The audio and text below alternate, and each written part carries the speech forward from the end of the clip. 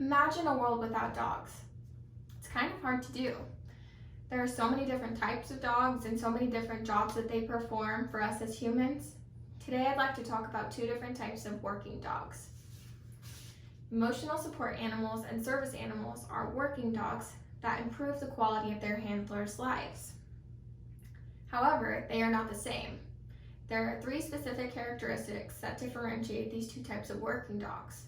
These characteristics are the training that they require, the jobs that they perform, and the certification that they require. We need to be aware of working dogs and how to interact with them so that they can better perform their jobs when they're in public. My information comes from the National Service Animal Registry, as well as a journal article entitled Emotional Support Animals, Service Animals, and Pets, and a book entitled Every Dog's Legal Guide. There is a misconception that emotional support animals and service animals are the same. Let's take a look at how they're different. First, let's look at the training. Service animals require expensive and extensive training that often starts when they're a puppy.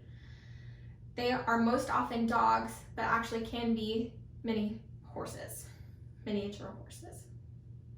Emotional support animals require just basic obedience training.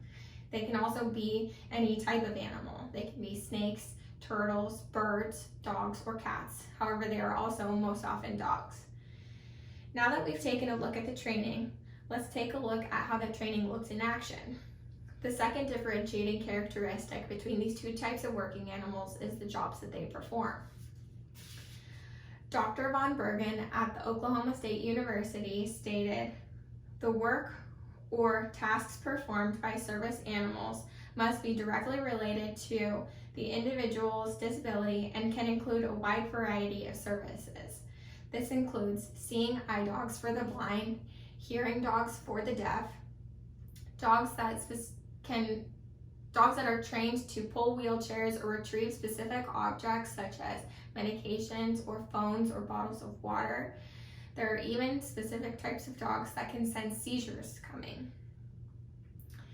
These types of dogs, when they're in public, they're working and need to pay attention to the task at hand. So it's not okay to pet these dogs in public. Also, if you see a dog in public and they walk into a place of business, the business owners are not allowed to ask for any type of proof that they are a service animal because they're protected by law. There are only two questions that you can ask. Is that a service animal, and what types of tasks are they trained to perform? You can't actually ask them to perform the tasks to prove that they're a service animal. Emotional support animals are primarily to provide comfort and companionship to their owners. They are usually for people who deal with mental health problems. These people benefit from these emotional support animals because they are able to take care of another living being, which produces self-esteem. It also releases dopamine and oxytocin in the brain, which is the bonding hormone, and it reduces cortisol, which is related to stress. Finally, let's take a look at what it takes to get an emotional support animal or a service animal. The third thing that separates these two types of working dogs is the certifications that they require. Service animals actually require no paperwork in the United States and no ID and no specific certification. However, as a result of the training, they do typically get a certification. They have public access and are protected under the Americans with Disabilities Act from 1990. According to the book Every Dog's Legal Guide, owners are typically screened and interviewed to make sure that these dogs go to a wonderful home.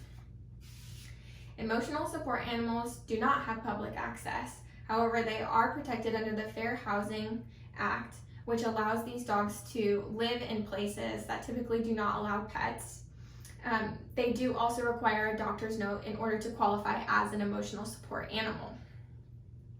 Let's examine what we've learned. Emotional support animals can be any type of animal and only require basic obedience training. Service animals are typically dogs but can be miniature horses and are highly trained.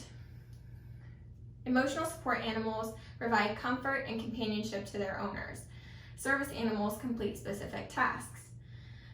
Emotional support animals require a doctor's note to be qualified as an emotional support animal and have no public access. Service animals do have public access and require no certification. Dogs really are a man's best friend and do lots of work for humans. Now that you see how these dogs improve people's daily lives, it will be even more difficult to imagine a world without dogs. Here you can see a diagram explaining the similarities and the differences between emotional support animals and